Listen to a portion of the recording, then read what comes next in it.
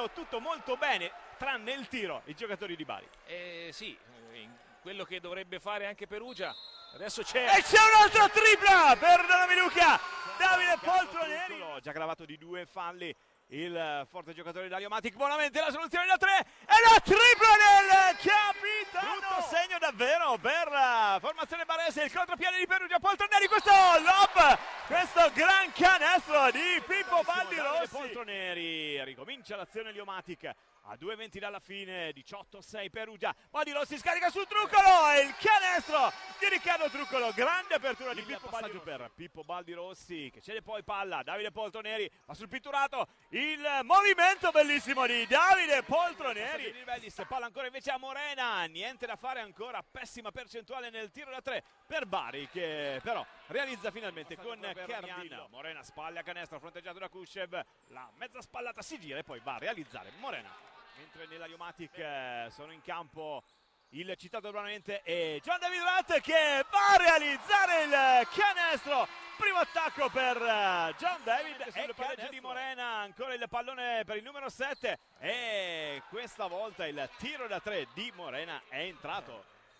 Secondo gioco da 3 punti consecutivo per Morena. E ancora Sasha. Davide Poltroneri, l'attacco di Perugia dopo l'errore al tiro di Bari, lo scarico su Caroldi, poi Pippo Baldirossi liberissimo, la tripla realizzata, 49-26 per Bari. C'è il canestro invece dalla lunghissima distanza di Marco. Un buon tiro per andare alla realizzazione. Poltroneri per Truccolo, grande assist, eccola qua la costruzione ideale. Caroldi a ricevere il passaggio, poi Poltroneri arriva subito il tiro e la tripla di Magic. Azione ghiottissima, Mianna in contropiede e il canestro ancora di Fabio. Il passaggio per Bonamente, ritorna palla Caroldi, poi Davide Poltroneri, la circolazione di palla, il tiro dall'angolo e la tripla finalmente premiato Riccardo Truccolo con questa tripla, subito annullata però in maniera immediata da Silvio. E oltretutto mancavano pochi secondi alla fine dell'azione. Adesso Gigena ci riprova e si è scaldato. Lo scarico su Gigena, un altro erroraccio da sotto canestro, poi De Guara va lì a schiacciare. Liberissimo Giacomo Chiatti. Adesso Bari tira e recuperare e non concedere tiri facili come questo qui a Ruggero, che naturalmente non si fa pregare la sua azione. Lo scarico per il lontanissimo Gigena, 4 secondi, è sul filo della sirena. Gigena riesce a realizzare il canestro della parità di Perugia.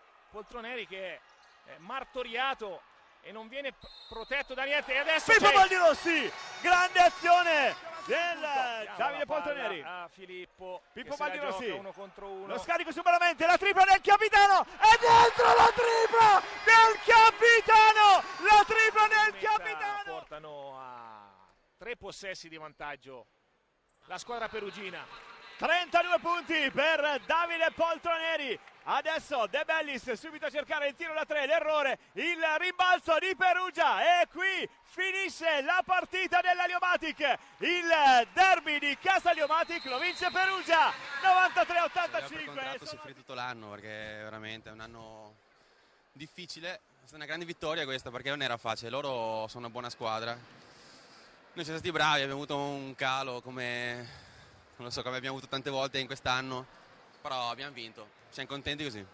Quello sicuramente, tutti contenti.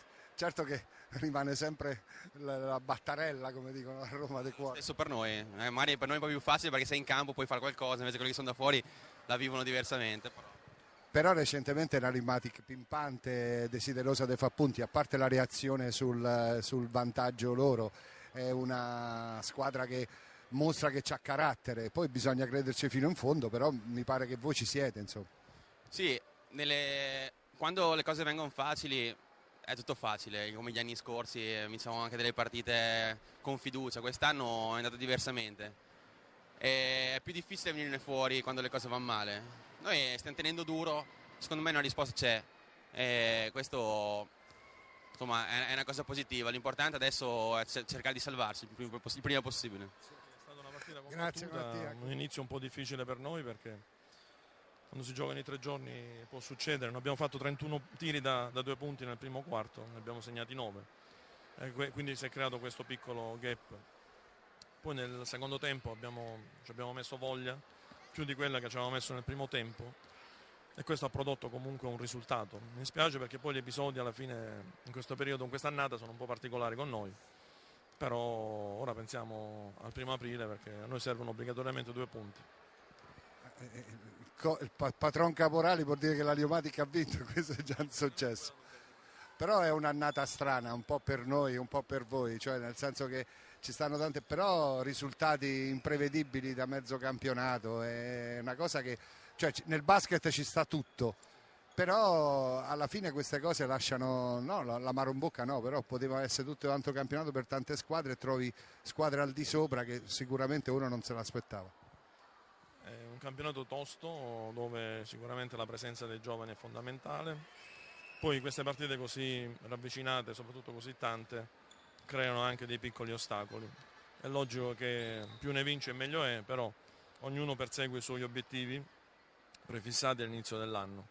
Noi fino a una settimana fa sembravamo dei mostri, adesso non è che siamo dei brocchi, però possiamo avere delle difficoltà come è successo, e logico adesso bisogna combattere con queste. È stata una partita strana perché siamo andati avanti abbastanza facile, per la verità non giocando neanche benissimo.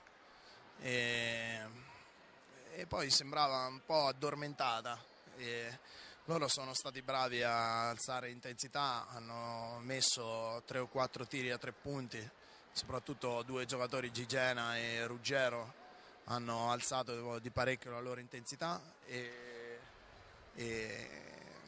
noi siamo rimasti sorpresi, ci hanno sorpreso perché in quel momento lì non ce l'aspettavamo più.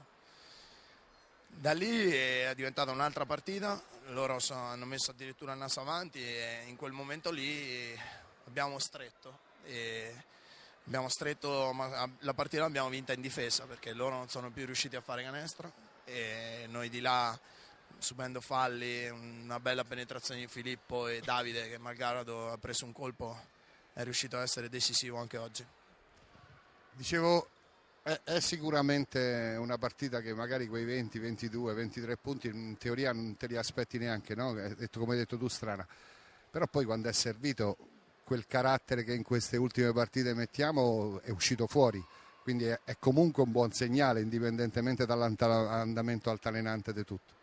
Io credo che paradossalmente noi giochiamo meglio quando veniamo da dietro e quindi non siamo abituati a stare davanti, è la prima, forse una delle poche volte, anche la stessa partita con Firenze eravamo avanti e poi dopo a un certo punto la testa stacca, per fortuna siamo riusciti a staccare e a riattaccare dopo, e questo non sempre è facile perché poi quando una squadra ti recupera così tanti punti e addirittura va avanti, in quel momento lì è il momento veramente chiave della partita.